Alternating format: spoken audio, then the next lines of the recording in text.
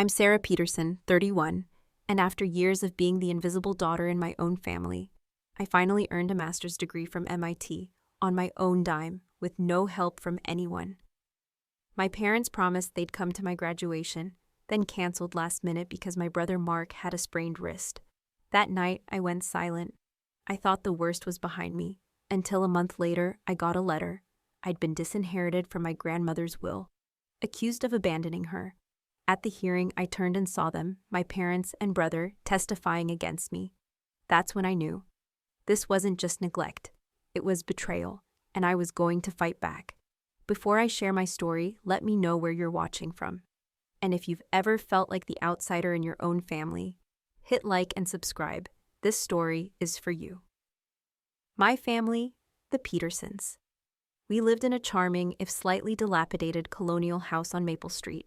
From the outside, we looked like the quintessential American family: 2 parents, 2 kids, a dog, and a picket fence. But inside, it was a different story. My younger brother, Mark, who's now 31, was always the golden child. My parents, John and Mary Peterson, never meant to be terrible people, I guess, but they definitely had a favorite, and it was never me. The pattern started early, a subtle tilt of the scales that eventually became a full-blown seesaw, with Mark always soaring high and me stuck firmly on the ground. I remember when I was 8 and Mark was 5. I'd spent months saving every penny from my allowance and odd jobs for a new bicycle.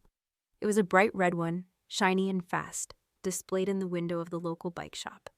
I was so proud when I finally counted out the crumpled bills and coins, enough to buy it myself. I brought it home, gleaming, and my dad, John, barely looked up from the newspaper. "That's nice, Sarah," he mumbled, turning a page. 10 minutes later, Mark burst through the door, beaming, clutching a ribbon he'd won for most enthusiastic participant in a kindergarten field day race, where he'd tripped twice and finished last. My mother, Mary, rushed over, scooping him up in a hug. "Oh, my little champion, you ran so hard." She hung the flimsy ribbon on the refrigerator, right next to the calendar filled with Mark's soccer games and playdates. My new bike sat in the driveway, unnoticed, for the rest of the day. Academics was another arena where the favoritism played out with painful clarity. I was a quiet, diligent student, always bringing home report cards adorned with straight A's. My honor roll certificates would often sit on the kitchen counter for days, sometimes weeks, until I'd quietly ask if anyone had seen them. My dad would usually offer a dismissive, "Oh, that's nice, Sarah. We knew you'd do well." It was a compliment that felt more like a brush-off, a quiet expectation that my achievements were simply normal. They were expected, and thus unexciting.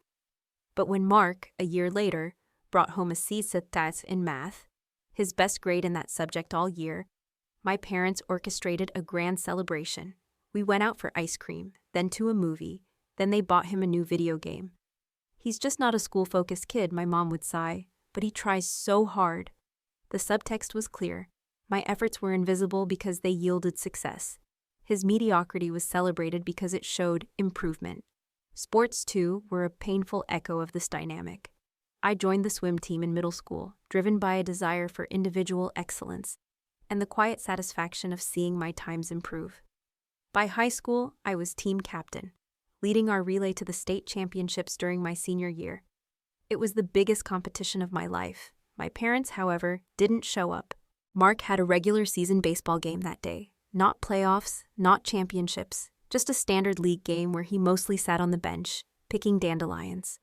When I came home that evening, exhausted but clutching my second-place medal, my mom simply said, "That's nice, honey. Mark pitched 2 innings today."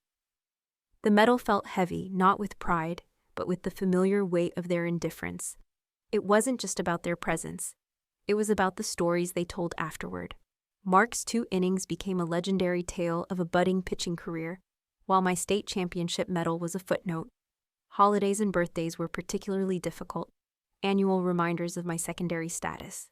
One Christmas, Mark received a brand new gaming console, the latest model, wrapped in elaborate paper with a huge bow. I, meanwhile, unwrapped a sensible pair of socks and a spiral-bound planner. "To help you stay organized for college," my mom had said, her voice dripping with practicality. When I turned 16, I finally got driving lessons, which sounds like a milestone, right? except they were mainly so I could drive Mark to his various activities, effectively turning me into his personal chauffeur. For Mark's 16th birthday, he received a used car, dents and all, but his own set of wheels, free from the burden of driving his older sister around. I became by default the responsible one, the mature one, the independent one who didn't need attention. I learned very early on to lower my expectations, to stop looking for validation that I knew, deep down, would never come. It was a painful lesson, but a necessary one for survival. By the time college applications rolled around, my focus was clear: get as far away from Willow Creek as possible. I ended up at Boston University, a beacon of independence, a place where I could build a life that was truly mine. I paid my own way, scholarships, student loans, and working part-time at a small coffee shop near campus. My parents contributed nothing. "You're smart, Sarah. You'll figure it out," my father had said when I asked if they could help with books my freshman year, a dismissive wave of his hand. Meanwhile, they were already meticulously saving for Mark's college fund. Despite his pronounced lack of interest in academics beyond the bare minimum, the contrast was stark, a constant reminder of where I stood. In Boston, I built a new life, brick by brick, entirely on my own terms. I made friends who saw me, truly saw me, and valued me for who I was. There was Emily, my roommate, who became the sister I never truly had. We met in an introductory computer science class, bonding over late-night coding sessions, and shared anxieties about the future. Unlike Mark, Emily celebrated my successes with genuine enthusiasm and supported me through difficulties without a hint of competition or jealousy. She was my anchor, my confidant. During my final year of undergrad, I met David, a kind and insightful psychology student, at the very coffee shop where I worked. He noticed the family dynamic almost immediately after meeting my parents during one of their rare, brief visits to Boston. "You know that's not normal, right?" he'd asked gently after they'd left, their visit having revolved entirely around Mark's latest minor endeavor. "The way they orbit around your brother while barely acknowledging you?" I remember shrugging it off, the familiar numbness a protective shield. "That's just how they are." David had shaken his head. "That doesn't make it okay." His words, simple yet profound, stuck with me. Meanwhile, Mark, true to form, followed a predictable path. He bounced through community college sporadically, dropped out to work at the local hardware store, then moved to a landscaping company, then back to the hardware store. My parents never expressed disappointment in his choices. Instead, they praised his practical approach to life and how he was finding his own path. The contrast between our lives grew starker. I graduated with honors, secured a promising entry-level position at a tech firm, and began saving diligently for graduate school. Mark, on the other hand, moved between various departments at the hardware store, lived at home rent-free, and spent most evenings gaming or hanging out with friends. My parents continued their pattern of making promises they wouldn't keep. They said they'd visit Boston for my college graduation, but canceled 2 days before because Mark needed help moving some furniture into his new apartment. An apartment they had just bought him, by the way. They promised to come for Christmas one year, but backed out because Mark would be alone. Despite the fact that our Aunt Carol, their own sister, lived 10 minutes from their house and regularly invited Mark over. Each broken promise hurt less than the previous one, my expectations adjusting downward with a dull thud. By the time I started my master's program in computer science at MIT, I had accepted that my achievements would never receive the same acknowledgement as Mark's mediocrity. I stopped sharing my successes with them. When I made the dean's list my first semester, I didn't even tell them. When I was selected for a prestigious internship with a major tech company, I mentioned it only in passing during our monthly phone call, a throwaway line in the middle of a conversation dominated by Mark's latest mundane achievement. Emily couldn't understand my resignation.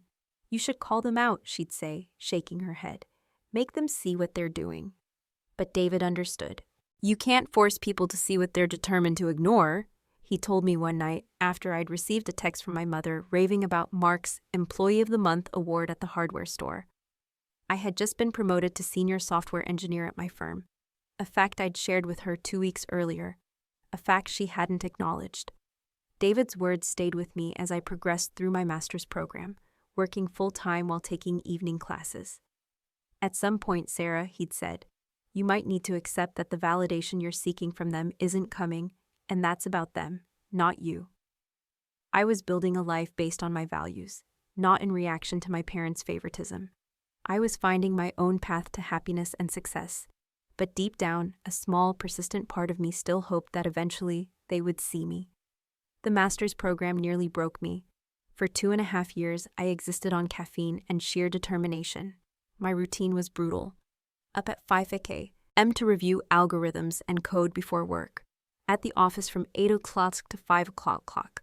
Classes from 6 o'clock to 9 o'clock, 4 nights a week. Then home to complete assignments until midnight. Weekends weren't for relaxation. They were for group projects, research papers, and catching up on work I couldn't complete during the week. Sleep deprivation was a constant companion. I kept eye drops in my desk drawer to manage the perpetual redness. My social life evaporated. David showed remarkable patience, understanding that my absence wasn't by choice but necessity. Many nights, he'd silently bring dinner to my apartment, kiss my forehead, and leave me to my studies. Our dates often consisted of him reading beside me while I worked on complex system designs. I missed weddings, bachelor parties, and weekend trips with friends. Emily would send photos from outings with captions like, "Missing our resident genius," or "Saving your spot for after graduation." I kept a countdown calendar on my wall, marking off days until I could reclaim some semblance of normal life. The financial strain was equally challenging. Even with my full-time salary, the combination of undergraduate loans and graduate tuition stretched my budget to breaking point. I lived in a studio apartment, furniture collected from sidewalks and thrift stores. My diet consisted primarily of ramen, eggs, and whatever was on sale that week. I tracked every dollar in a spreadsheet, calculating exactly how much I could spend on essentials while maintaining my tuition payment plan. Through it all, I found an unexpected ally in Dr. Evelyn Hayes, my advanced data structures professor. She noticed my exhaustion during a presentation in my second semester and asked me to stay after class. "You're doing excellent work, Sarah, but you look like you're running on fumes," she said. When I explained my situation, she nodded thoughtfully. "I worked through my master's too. It's like running a marathon while carrying a backpack full of rocks." Instead of empty encouragement, she offered practical help, scheduling one-on-one sessions during my lunch breaks, connecting me with alumni who could provide career guidance, and occasionally bringing me coffee before early morning exams. "You have remarkable potential," she told me once. "The way you balance analytical thinking with creative problem solving is rare. Don't burn yourself out before you get to use those gifts." Her belief in me provided motivation during my darkest moments of doubt. When I considered dropping to part-time status during a particularly brutal semester, a conversation with Dr. Hayes convinced me to push through. "Short-term pain for long-term gain," she reminded me. "You're already halfway there." The hard work began paying dividends 3 months before graduation, when I received a job offer from Ethelred Solutions, a prestigious tech firm known for its selective hiring process. The position came with a significant salary increase, comprehensive benefits, and clear advancement opportunities. When I called Dr. Hayes to share the news, she wasn't surprised. "They recognized what I saw in you from the beginning," she said. "With graduation approaching and my professional future secured, I allowed myself to hope that perhaps this achievement would finally earn my parents' recognition." During our monthly call in February, 3 months before the ceremony, I mentioned the graduation date. "Mark your calendars for May 20th, I said, trying to sound casual despite my racing heart. "The ceremony starts at 2 p.m. Punta, but there's a reception beforehand at noon." To my surprise, my mother's response was enthusiastic. "Oh, Sarah, of course we'll be there. John, get the calendar. We need to write this down right now," I heard my father in the background. "Graduation? Absolutely. Wouldn't miss it." Their reaction caught me off guard. For the first time in years, they seemed genuinely excited about something I had accomplished. My mother immediately began asking questions about travel arrangements and accommodations. "We'll drive out Thursday and stay until Sunday," she said. "That way we can spend some quality time together. Maybe you can show us around Boston. We've never really explored the city, and we want to take you to a nice dinner after the ceremony," my father added. "Somewhere special to celebrate." Their enthusiasm was infectious, and I found myself sharing their excitement. I booked a hotel room for them that evening, selecting a place near campus with good reviews. I made dinner reservations at the Gilded Spoon, an upscale restaurant I'd been saving for a truly special occasion. I even planned a walking tour of Boston, highlighting my favorite spots and the places that had become significant during my 7 years in the city. Over the following weeks, my mother texted regularly about their plans. She asked what people typically wore to graduation ceremonies, and whether they should bring a camera or if their phones would suffice for photos. My father called to ask about parking near the venue. They seemed invested in the details in a way I couldn't remember them being about anything related to me before. David noticed my growing optimism.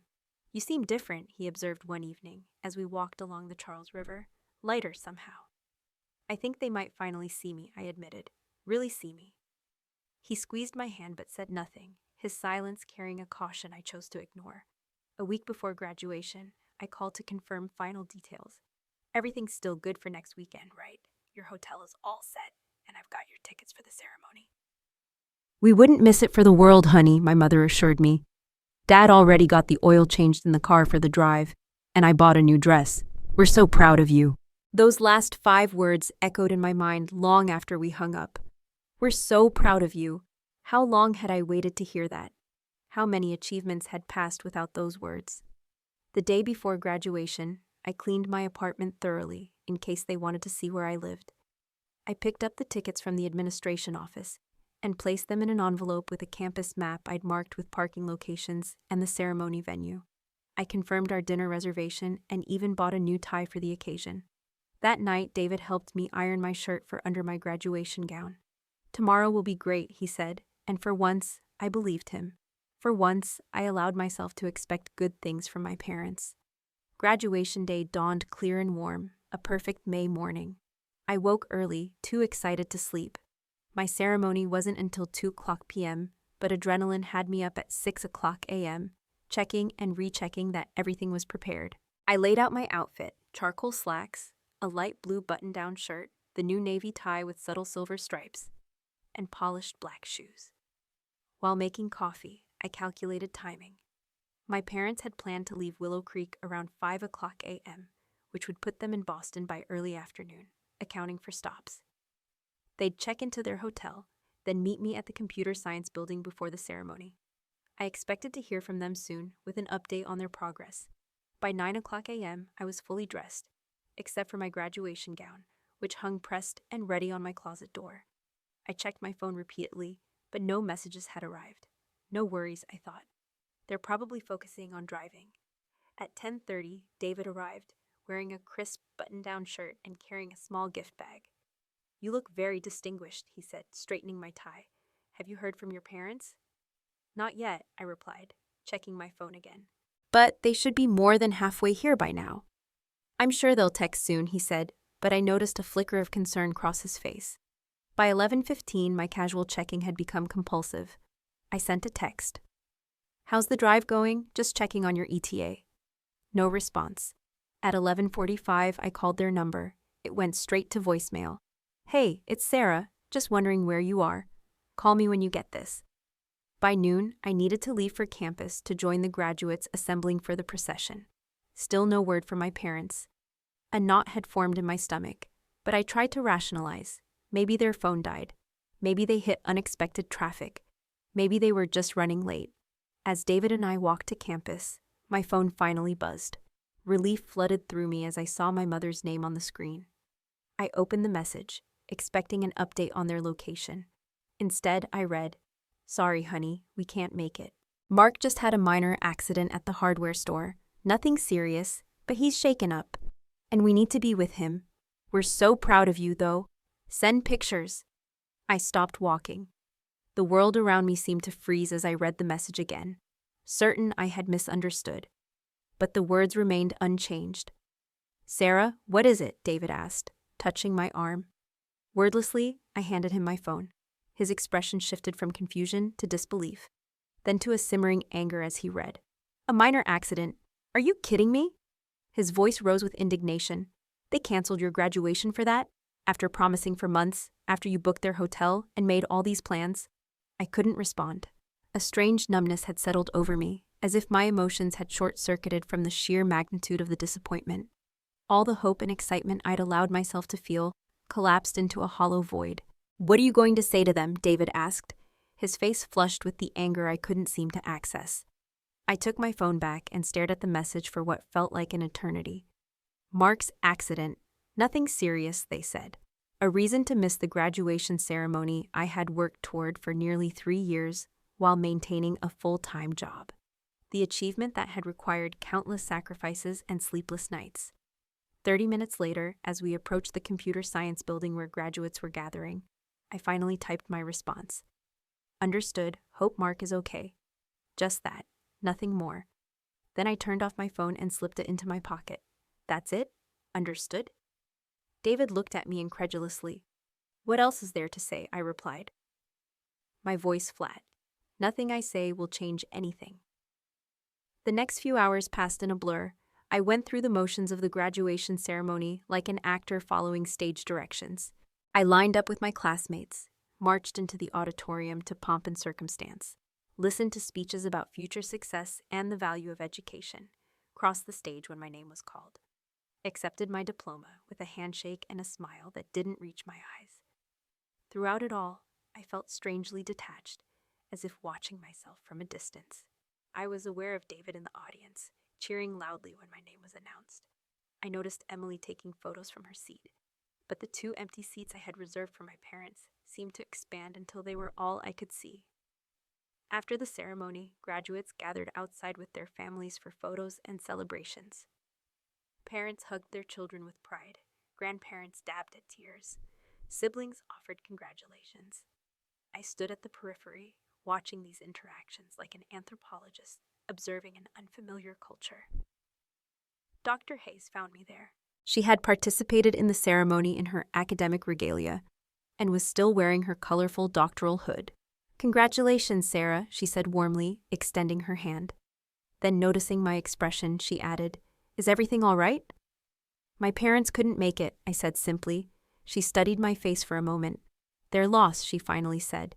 This achievement is yours regardless of who witnessed it. I know, I replied, though the words felt hollow. In my experience, she continued carefully, family disappointments are among the most painful. We expect strangers to be indifferent to our accomplishments, but we hope for more from those who are supposed to love us unconditionally. Her perception pierced through my numbness. How do you deal with that? I asked. You recognize that their limitations aren't your failure, she said. And you cultivate relationships with people who can celebrate your worth, even when blood relations cannot. As if on cue, Emily arrived, throwing an arm around my shoulders with exuberance. There's the master's holder, Dr. Hayes. This one's going to revolutionize AI someday. Just watch. Dr. Hayes smiled. I have no doubt. She squeezed my shoulder before departing to congratulate other students. That evening, instead of the family dinner at the Gilded Spoon I had planned, I found myself at a casual pub with David and Emily. They had canceled the reservation for me, correctly assuming I wouldn't want to sit at a table meant for 4 with 2 conspicuously empty chairs. Emily was furious on my behalf. You should call them out, she insisted after her second beer. Tell them exactly how screwed up this is. A minor accident? Seriously? What? Did he stub his toe? David cautioned, glancing at me. No, Emily, Sarah needs to say something. They've been doing this her entire life, and they'll keep doing it unless she stands up for herself. Emily's loyalty was touching, even through her anger. What would that accomplish? I asked, rotating my barely touched glass between my palms. They've made their priorities clear. Nothing I say will change that. So you're just going to pretend it didn't happen? Emily challenged. Send them pictures like they asked and move on? No, I said, a decision crystallizing as I spoke. I'm not going to do anything. No pictures, no updates, no communication at all. David looked at me questioningly. Silent treatment? Is that really your style? It's not about punishment, I explained, finally identifying the emotion emerging from the numbness. Resolve. It's about boundaries. I've spent my whole life accepting whatever scraps of attention they were willing to give me. I'm done with that. So what's the plan? Emily asked, her anger subsiding into curiosity. No plan, I replied. I'm just going to focus on my life. My job starts Monday. I have an apartment to furnish properly now that I'll have a real salary. I have relationships that matter. I looked at both of them meaningfully. If my parents want to be part of my life, they can make an effort for once. I didn't turn my phone back on that night or the next day. When I finally powered it up the following evening, I had 17 text messages and 5 voicemails from my parents, all of which I deleted without reading or listening to. Then I blocked their numbers. It wasn't an emotional decision. It was a practical one. For the first time, I was choosing not to participate in a dynamic that had only brought me pain. I didn't send graduation photos. I didn't respond to their messages. I simply went silent. The morning after graduation, I woke with a strange sense of lightness. For the first time in nearly 3 years, I had nowhere to be. No assignments due, no exams to study for. My new job wouldn't start for another week, giving me a rare stretch of free days. But more than that, I felt unburdened by expectations that had never been met. I maintained my silence toward my parents with a calm determination that surprised even me. This wasn't the angry silence of a child holding their breath until they got their way. This was the measured boundary setting of an adult who had finally recognized an unhealthy pattern. By the 3rd day, my parents' attempts to contact me escalated. They created new email addresses when I blocked their primary ones. They called David, whose number they had from a previous visit. They even reached out to Emily through social media, having apparently remembered her last name from a mention in conversation years earlier. "Your mom called me this morning," Emily told me over breakfast on day 4. She sounded worried. "What did you say?" I asked, spreading jam on my toast with deliberate calm. "That you were fine, but that I wasn't comfortable being a go-between." She studied my face. "Are you sure this is the right approach?" They seemed genuinely concerned. "They're concerned now that they're experiencing consequences," I replied. What was this concern when they were canceling on the most important day of my professional life so far? By the end of the first week, Mark had joined the campaign to reach me. His text came through a number I hadn't blocked yet. "Dude, you're being really dramatic. It was just a graduation. Mom and Dad are really upset. Call them." I blocked his number too. Then came the flying monkeys. My Aunt Carol called to tell me my mother was beside herself with worry. A cousin I barely spoke to sent a Facebook message saying I was tearing the family apart with my selfishness. Even my father's golf buddy somehow got my email and sent a message suggesting I was behaving childishly. I didn't respond to any of them. Each attempt to make me feel guilty only strengthened my resolve. "Aren't you worried about burning bridges?" David asked during our weekly coffee run. He had been supportive of my decision but remained concerned about the long-term implications. "I'm not burning bridges," I explained as we took a water break. "I'm just not maintaining a bridge that only I have ever worked on. If they want to reach me, they can build from their side for once." Meanwhile, I focused on building my new life. I started my position at Ethelred Solutions, throwing myself into learning their systems and culture. I found an apartment closer to my new office, a 1-bedroom with actual separated spaces instead of my graduate school studio. I bought real furniture for the first time. A comfortable couch, a dining table with chairs that matched. A proper bed frame to replace the mattress on the floor I'd slept on for years. Emily helped me decorate, bringing warmth to spaces I would have left utilitarian. "Your place should reflect who you are," she insisted, hanging artwork and arranging bookshelves. "Not just serve as somewhere to sleep between work shifts." My new routine took shape. Early mornings at the gym before work, focused and productive days at the office, evenings spent cooking actual meals or exploring restaurants I could now afford. Weekends were for leisure without guilt, hiking with David or watching sports with Emily, reading books for pleasure instead of academic requirement. The silence toward my family created space for growth in other relationships. I reconnected with classmates I'd been too busy to spend time with during school. I joined a community softball league. I even started volunteering at a financial literacy program for high school students, something I'd always wanted to do but never had time for. But the emotional process wasn't as neat as the external changes. Sometimes, usually late at night, the hurt would surface unexpectedly. I'd remember my mother's excited texts about outfit choices for my graduation, my father's promise to take me to dinner afterward, their assurance that they wouldn't miss it for the world. Then I'd remember the text about Mark's minor accident, and the pain would feel fresh again. 2 weeks into my silence, I decided to try therapy. David had gently suggested it several times, and I finally recognized the wisdom in getting professional support. Dr. Anya Sharma, a family therapist with experience in adult children of emotionally neglectful parents, helped me process feelings I'd suppressed for years. "What you're doing isn't petty or vindictive," she assured me during our second session. "You're establishing a boundary after years of having your needs deprioritized. That's healthy, even if it feels uncomfortable." We discussed my childhood, the consistent pattern of favoritism, the way I'd internalized the message that my achievements were less valuable than my brother's mediocrity. She helped me see that my parents' behavior wasn't just about preferring Mark. It reflected their own limitations and insecurities. "People who can't celebrate others' successes often feel threatened by them," she explained. "Your independence and achievement might highlight what they perceive as shortcomings in themselves." Around this time, I noticed my parents had begun posting about Mark's heroic recovery celebration on social media, tagging mutual family friends to ensure I would see the post, even though I had muted their accounts. The photos showed Mark with a sling on his arm, a sprained wrist apparently, from falling off a ladder while reaching for a box, surrounded by balloons and a banner reading, "Our brave boy." My parents beamed beside him, showering him with attention. I felt no bitterness seeing those images. Instead, I felt clarity. This was exactly who they had always been. They hadn't missed my graduation because of some emergency. They had chosen consciously to prioritize celebrating my brother's minor workplace mishap over witnessing the culmination of my years of sacrifice and hard work.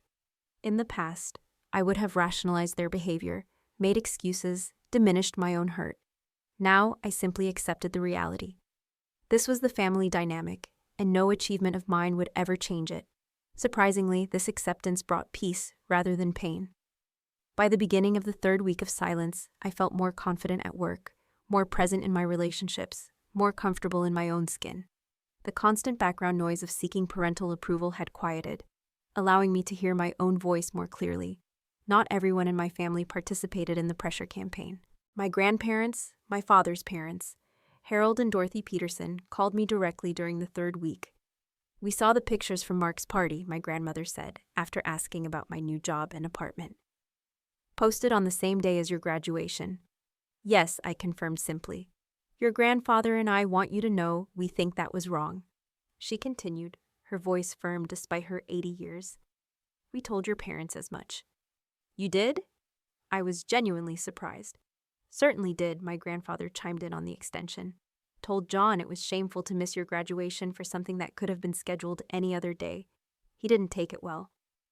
"We're proud of you, Sarah," my grandmother added. "Always have been. What you've accomplished all on your own is remarkable." Their support meant more than I could express. Here were family members who saw me clearly and valued my achievements without qualification or comparison. It was a powerful reminder that the issue wasn't with me, but with my parents' limitations.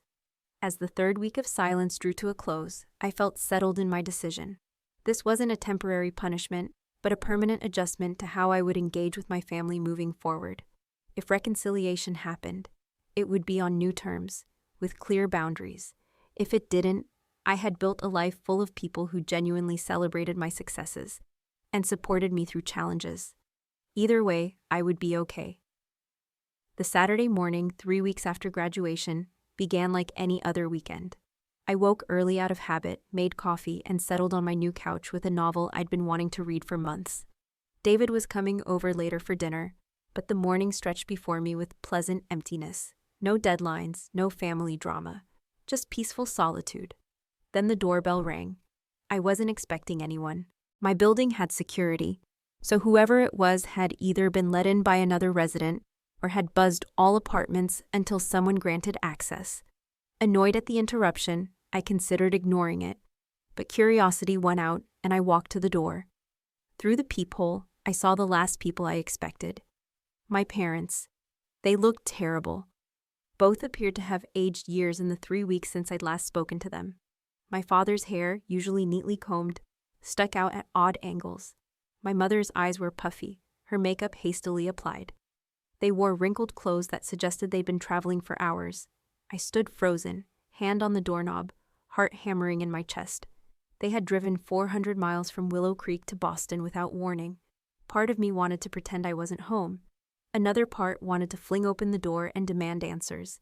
Instead, I took a deep breath, centered myself, and opened the door slowly. "Sarah," my mother's voice broke on my name.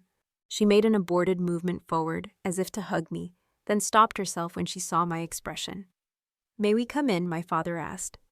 His usual confidence was absent, replaced by an uncertainty I'd never seen in him before.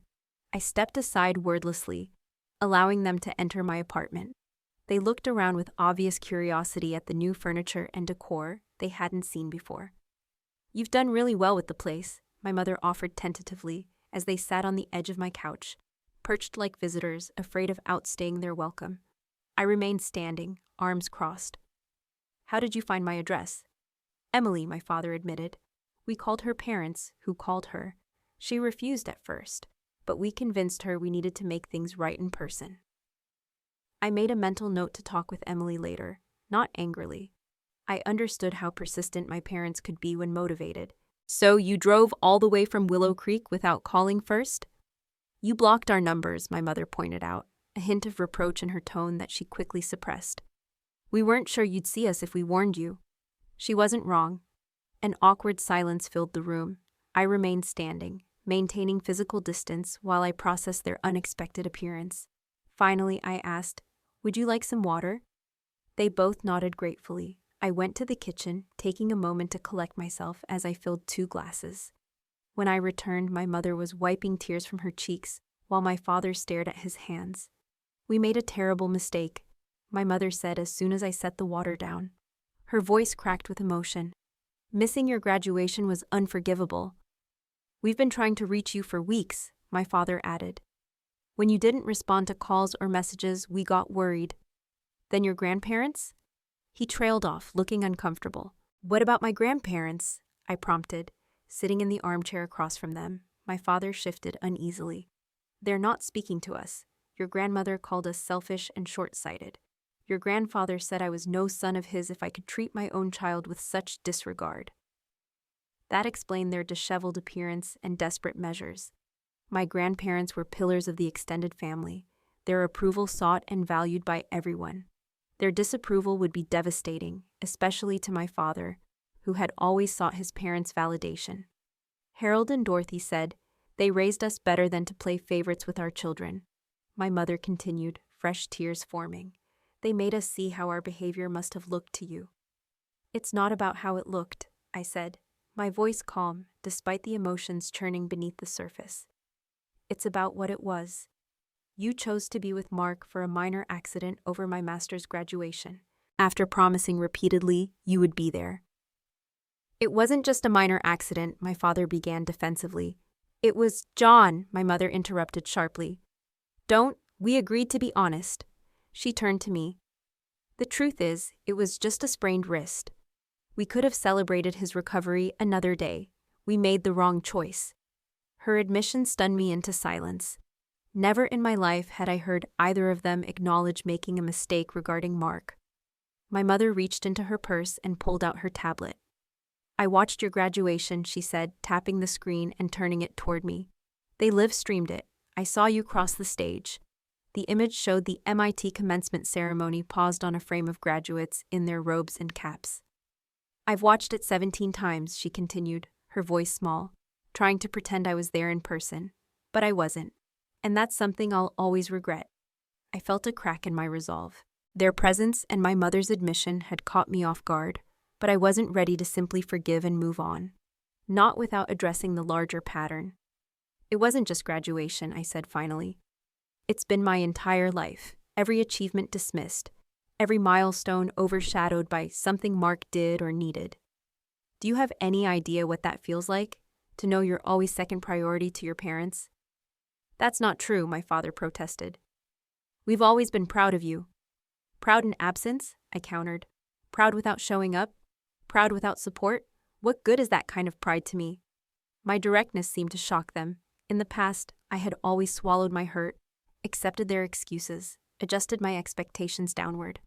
This new assertiveness clearly unsettled them. "We never meant to make you feel less important," my mother said. "You were always so capable, so independent. Mark needed more attention, more guidance." "That's the excuse you've always used," I replied. "But needing guidance doesn't explain celebrating a C while ignoring honor roll. It doesn't explain missing championships for regular season games. It doesn't explain canceling on graduation for an accident that could have been managed any other day." My father looked genuinely confused. The honor roll thing, was that long ago? You've been keeping track all this time. I haven't been keeping track, I said. I've been living it.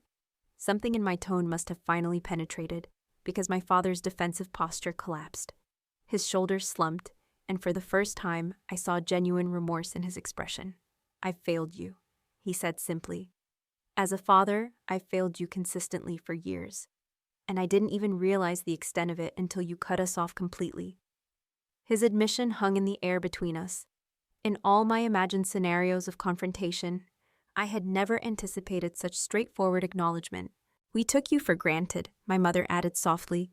We assumed you'd always be there, always understand, always forgive. We pushed your boundaries until you had to build a wall. And we have no one to blame but ourselves. The genuine contrition in their voices began to melt some of the ice around my heart. Not enough to immediately forgive, but enough to continue the conversation. What do you want from me now? I asked. You've driven 400 miles to say you're sorry, is that it? They exchanged glances, communicating silently in the way long married couples do. We want a chance to do better, my father said finally. We can't undo the past, but we can change how we move forward if you'll let us. Before I could respond, my doorbell rang again. I checked my watch. David was early. Excuse me, I said, going to answer the door. David stood there, holding a bag of groceries for our dinner. His eyes widened when he saw my expression. What's wrong? My parents are here, I said quietly. His face immediately hardened with protective anger. Do you want me to leave, or do you want me to stay? I considered for a moment. Stay, I decided. I could use the support. He nodded and followed me into the living room, where my parents had risen to their feet upon hearing voices. Mr. and Mrs. Peterson, David said coolly. This is a surprise. Hello, David, my mother replied awkwardly. It's good to see you again. David set the groceries on the kitchen counter before returning to stand beside me, his presence a silent declaration of allegiance. We were just discussing how my parents want to improve our relationship moving forward, I explained to him. David's eyebrow arched skeptically. Really? After missing her graduation for a hardware store mishap? My mother flinched at the blunt assessment. We made a terrible mistake, she admitted. One of many, as Sarah has been helping us understand. Bro. It's not just about the graduation, David replied. It's about a lifetime of making her feel less important than her brother. Do you have any idea how much that hurts her, even though she tries not to show it? My parents looked stricken by his directness. I squeezed David's hand gratefully, appreciating his willingness to advocate for me when I had spent so many years unable to advocate for myself. We're beginning to understand, my father said quietly, and we want to make amends if Sarah will give us that chance. That evening, the four of us sat at a corner table in a nearby restaurant. The decision to continue our conversation over dinner had been spontaneous, prompted partly by hunger and partly by the sense that we needed neutral territory to navigate these unfamiliar emotional waters. David sat beside me, his presence both comforting and emboldening. My parents sat across the table, still looking somewhat shell-shocked by the day's confrontations. We had ordered our meals in awkward silence, each studying the menu with unusual intensity to avoid eye contact. As we waited for our food, my father's phone rang. He glanced at the screen and showed it to my mother. It's Mark, he said, looking uncertain. In the past, they would have answered immediately, regardless of the circumstances. This time, my father hesitated, looking at me before declining the call. That small gesture, putting our conversation before Mark's needs, felt significant in a way I couldn't immediately articulate. He's been calling a lot, my mother explained, wondering where we went. We didn't tell him we were coming to see you. Why not? I asked, genuinely curious. My parents exchanged glances. We thought it might be better to talk with you first, my father said. Without his input, the implication hung in the air. They recognized that Mark might try to insert himself into the situation, redirect attention to his feelings, his perspective. For once, they had chosen to prioritize their relationship with me without his influence. Our food arrived, providing a momentary reprieve from the tension. As we began eating, I decided to address the elephant in the room directly. I need you to understand something, I said, setting down my fork. This isn't about one incident. Missing my graduation was just the final straw. This is about a lifetime of feeling like I matter less than Mark. My mother started to protest, but I held up my hand. Please let me finish. I've spent years making excuses for you both, telling myself you didn't mean it, that I was overreacting, but the pattern is undeniable. I began recounting specific incidents. The childhood birthdays where my achievements were afterthoughts compared to Mark's needs, the high school events they missed while attending his minor activities, the way they funded his repeated attempts at college while I worked multiple jobs to pay my own way, the broken promises and last-minute cancellations that had become so predictable I stopped counting on them at all. As I spoke, I maintained a calm, factual tone. This wasn't an emotional outburst, but a clear-eyed accounting of a pattern they had either failed to notice or chosen to ignore. My father listened with growing discomfort, occasionally opening his mouth to interject before thinking better of it. My mother's eyes filled with tears several times, but she didn't interrupt. The worst part, I concluded, wasn't the favoritism itself. It was how it made me feel about myself, like no matter what I achieved, it would never be enough to make you truly see me. Silence fell over the table. David squeezed my hand under the table, a silent gesture of support and pride. Finally, my mother spoke, her voice unsteady. I never wanted you to feel that way. Never. She took a deep breath. But intentions don't matter when the impact is so harmful. She looked down at her barely touched meal. When I was growing up, I was the less favored child. My sister Diane was the pretty one, the social one, the one who brought friends home and made everyone laugh. I was quiet, studious, too serious, according to my parents. This was new information. My mother rarely spoke about her childhood in anything but the most general terms. I promised myself I would never make my children feel the way my parents made me feel, she continued. And yet somehow, I've done exactly that to you. It's different with Mark, my father interjected. He struggles with everything, school, jobs, relationships. Nothing comes easily to him. And everything comes easily to me? I challenged. Do you have any idea how hard I've worked for every achievement? The nights without sleep, the financial stress, the sacrifices? No, my father admitted after a pause. I suppose we don't. You never complained. Because complaining wouldn't have changed anything, I replied. And because somewhere along the way, I internalized the idea that I wasn't supposed to need support or recognition. That being the responsible one meant handling everything alone. My father looked genuinely shocked. I never thought of it that way. I used your self-sufficiency as an excuse. You seemed fine on your own, so we focused on Mark's more obvious needs. That's not fair to either of us, I pointed out. It denied me the support I deserved while enabling Mark's dependence. My mother nodded slowly. You're right, we failed you both in different ways. The conversation continued as we finished our meals, delving into patterns established years ago that had shaped our family dynamic. For the first time, my parents seemed to be listening without defensiveness, trying to understand rather than justify. After dinner, they asked to see my apartment properly, now that the initial shock of their arrival had passed. As we walked through the rooms, they noticed details they had missed earlier: the diploma I had hung on the wall, the business cards with my new title, the books and artifacts that reflected my interests and values. You've built a good life here, my father observed, studying a photo of me with David, Emily, and other friends at a Red Sox game, without much help from us. I have, I agreed, but that doesn't mean I wanted to do it all alone. Later, as we discussed their hotel situation, I discovered they had driven to Boston without a plan, without reservations, without any certainty that I would even speak to them. We just knew we had to try, my mother explained, as I helped them find accommodation on my laptop. Even if you turned us away, we had to make the effort. That small admission, perhaps, did more to heal the rift than their earlier apologies. They had acted on impulse, driven by genuine remorse, prioritizing the relationship with me over comfort or convenience. It was a reversal of the pattern that had defined our interactions for decades. As they prepared to leave for their hotel, my father asked hesitantly, "Could we meet again tomorrow before we drive back?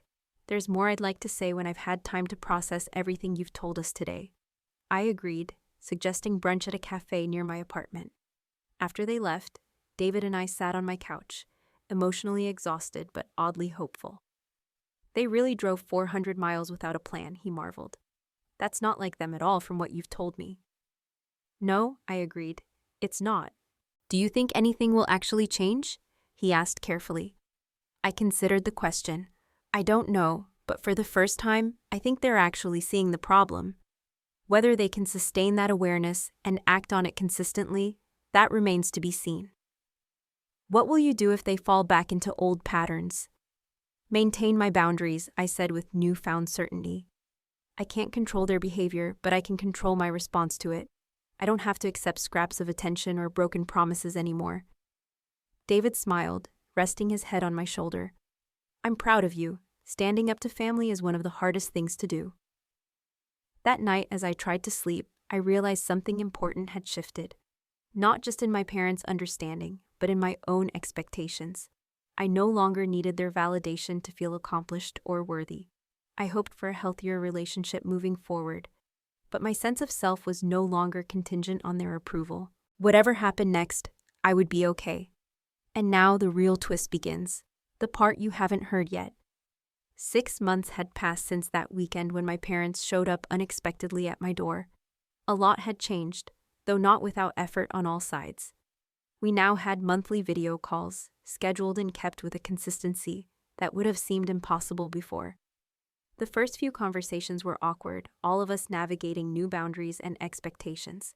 But gradually, we'd established a rhythm that felt both authentic and sustainable. The ground rules were simple but firm. Plans are kept unless there's a genuine emergency. My achievements deserve acknowledgement and celebration, just as Mark's do. Honesty matters more than harmony. When old patterns emerged, as they occasionally did, I'd point them out calmly rather than silently accepting them. Last month, I returned to Willow Creek for Thanksgiving, my first visit home since the confrontation. I approached the trip with a mixture of hope and caution, unsure how the new dynamic would hold up under the pressure of physical proximity and holiday expectations. To my surprise, my parents maintained their commitment to change. They asked about my work with genuine interest. They showed David, who accompanied me, the same warmth and attention they had always shown Mark's various girlfriends. When conversation turned to my recent promotion at Ethelred Solutions, they listened attentively instead of quickly pivoting to update me on Mark's life. Mark himself presented the greatest challenge. Initially resentful of the shifted dynamic, he attempted several times to reclaim center stage through familiar tactics. Minor crises at the hardware store, exaggerated accomplishments, subtle digs at my boring corporate career.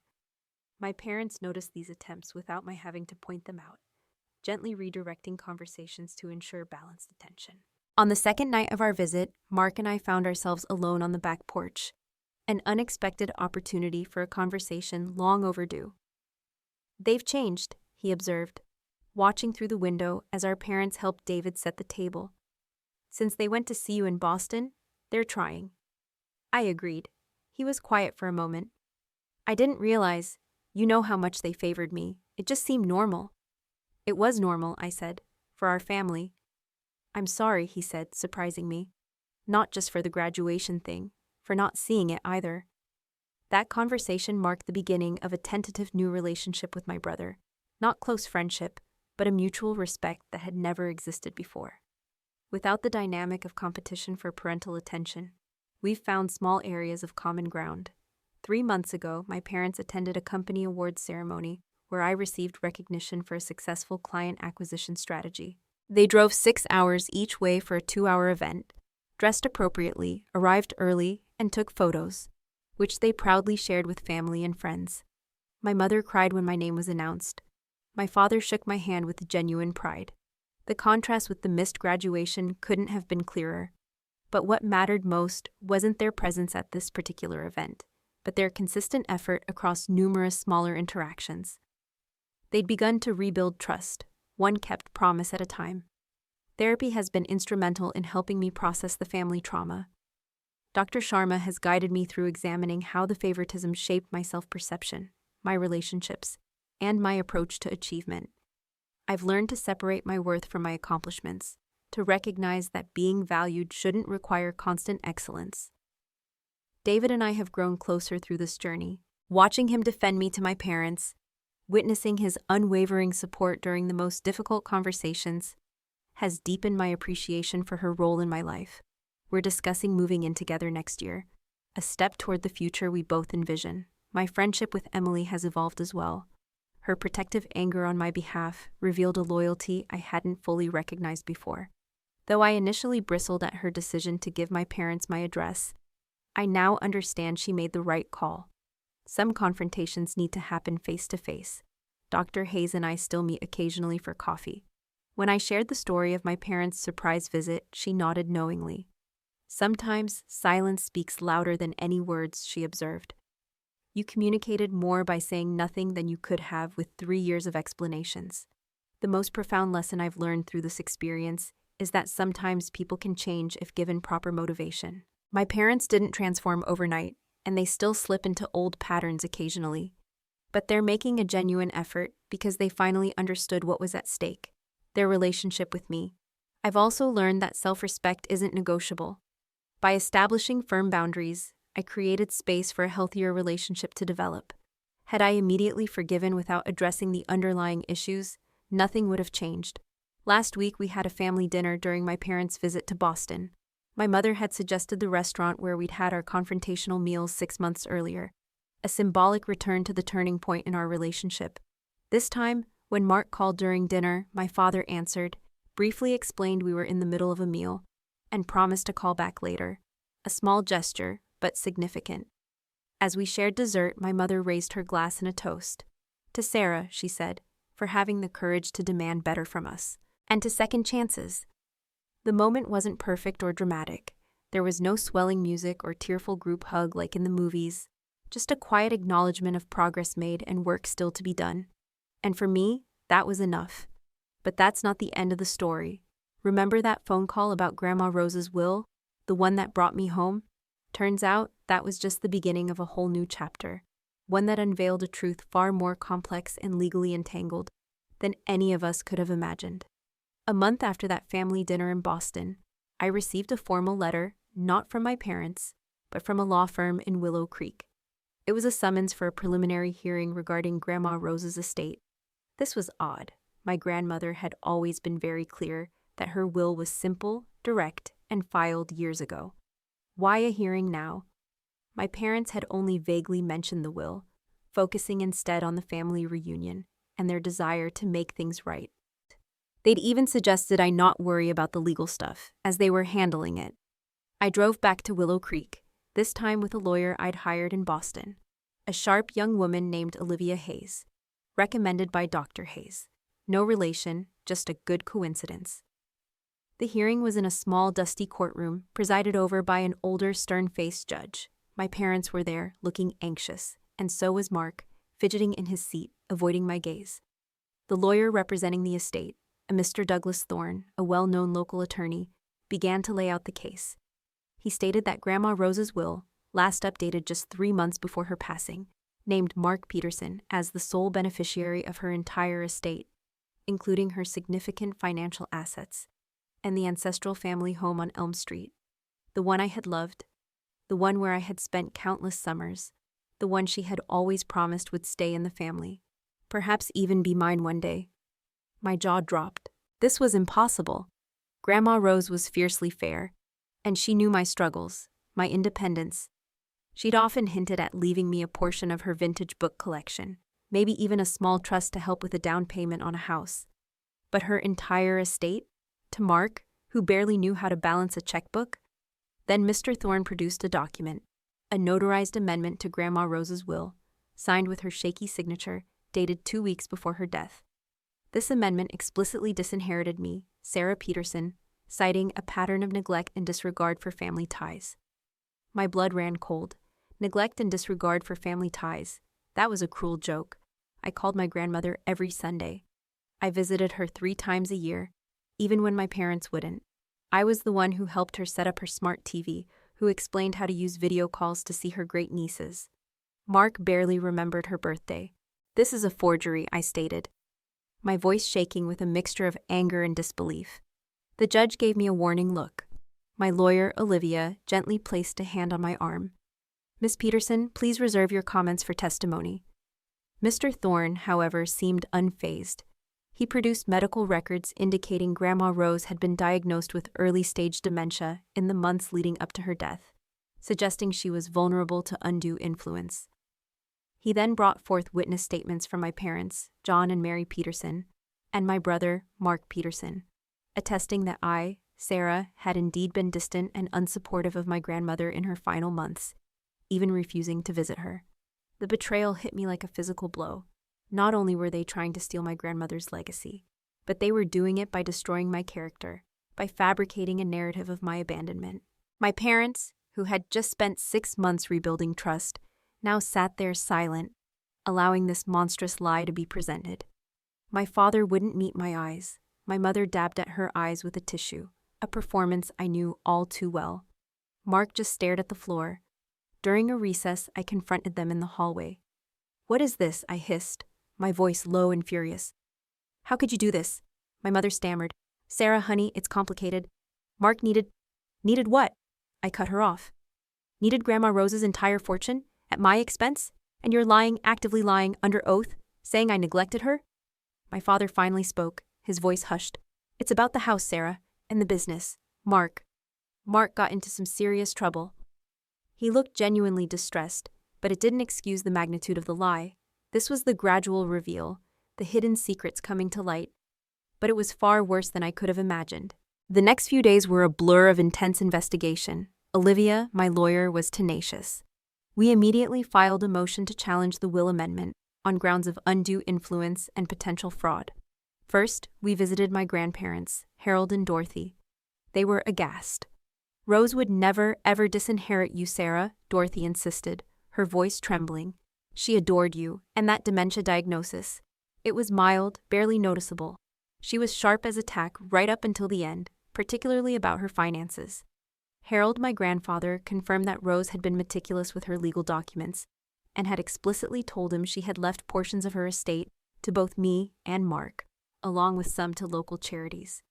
"She'd never let Mark squander it all," he said, shaking his head. "She knew his tendencies." This was concrete evidence to counter the neglect narrative. Then Olivia and I started digging into Mark's serious trouble that my father had alluded to. A quick search of public records, combined with a discreet inquiry by Olivia's private investigator, revealed a chilling pattern. Mark had incurred significant gambling debts, reaching hundreds of thousands of dollars, not just from online sites, but from local loan sharks. He'd also made some disastrous, uninsured investments in a shaky startup that had collapsed, leaving him with mounting liabilities. His Employee of the Month award?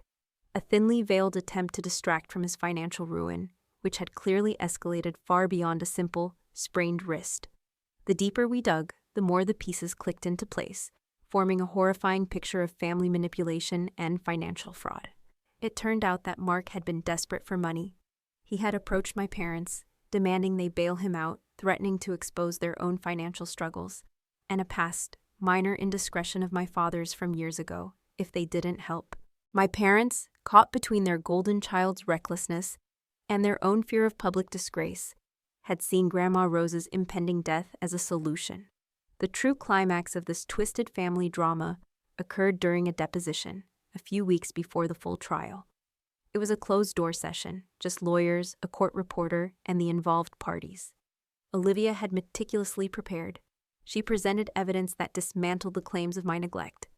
My phone records showing weekly calls to Grandma Rose, my flight itineraries for visits, the care packages I'd sent. She had statements from Grandma Rose's neighbors, her bridge club friends, and even her primary care doctor, all confirming Rose's clear mental state and her affection for me. Then Olivia focused on the signature on the will amendment. She produced expert testimony from a forensic document examiner who had found inconsistencies, subtle tremors inconsistent with Rose's usual signature, and evidence of guided hand technique, meaning someone else had likely held her hand, forcing the signature. She also had security footage from the notary public's office, showing my mother, Mary Peterson, escorting a frail-looking Grandma Rose into the office, with Mark lurking in the background. The notary, a nervous young man, visibly flinched when Olivia asked him about the amendment. Finally, Olivia turned to my parents. "Mr. and Mrs. Peterson," she began, her voice calm but penetrating, Did you or did you not influence your mother, Rose Peterson, to alter her will under duress? My father, John, visibly cracked under the pressure. He looked at my mother, then at Mark, then back at me, his face a mask of shame and fear. We were trying to protect Mark, he choked out, his voice barely a whisper. He was in over his head. The loan sharks, they were threatening him. My mother, Mary, burst into tears. It was the only way. Mark threatened to tell everyone about your father's old business mistake, Sarah. The one with the missing funds from the community project back in '98. It would have ruined him, ruined us. The words hung in the air, a devastating admission. This was the final ugly truth. My parents had chosen to manipulate their vulnerable mother, forge a document, and lie under oath, all to cover for Mark's reckless behavior and protect their own fragile reputations. And they had been willing to throw me under the bus, to tarnish my name with false accusations of neglect, just to make their story plausible. The element of fraud and manipulation was laid bare. This wasn't just favoritism, it was a criminal act, wrapped in parental desperation. Mark, who had been silent until now, finally broke. I never meant for this to happen, Sarah, he sobbed, burying his face in his hands. I just needed money. They said you were doing so well, you wouldn't miss it. The deposition ended in chaos. My parents, after their admissions, were now facing charges of perjury, undue influence, and potentially even fraud. Mark was facing criminal charges for his debts and threats. The family's honor, their carefully constructed facade of respectability in Willow Creek, was shattered. It was a devastating, heartbreaking climax. Everything I had suspected, everything I had fought against, was now exposed, ugly and raw. In the aftermath, the will amendment was declared invalid. Grandma Rose's original will, which divided her estate fairly between me, Mark, and several charities, was upheld. The family home, the one on Elm Street, was to be sold, with the proceeds distributed as per the original will. My parents faced legal repercussions, though due to their age and their immediate cooperation with the authorities, they received suspended sentences and significant fines. Mark was ordered to pay back his debts, placed on probation, and mandated to undergo therapy for his gambling addiction. The quiet, respectable Peterson family was now the subject of hushed whispers and pitying glances in Willow Creek. The ending was not one of reconciliation in the traditional sense. The bridges to my parents, already fragile, were not completely burned, but they were certainly under extensive repair. I visited them in Willow Creek, not out of obligation, but out of a strange sense of closure. My mother, eyes red and swollen, offered a sincere, if still somewhat self-pitying apology. We were so lost, Sarah, so afraid. We thought we were protecting our family, but we only destroyed it. My father, a shadow of his former self, just nodded, unable to meet my gaze. I'm sorry, Sarah, for everything. I looked at them, truly looked at them, and for the first time I saw not just my parents, but two deeply flawed, scared individuals who had made terrible choices out of fear and misguided love. I didn't forgive them outright. Forgiveness is a journey, not a destination. But I understood. And understanding brought a strange sense of liberation. I returned to Boston. I didn't take the inheritance from Grandma Rose's house sale and investments for myself.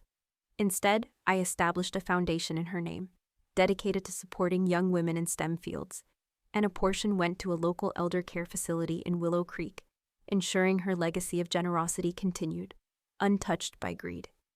The book collection, however, I kept.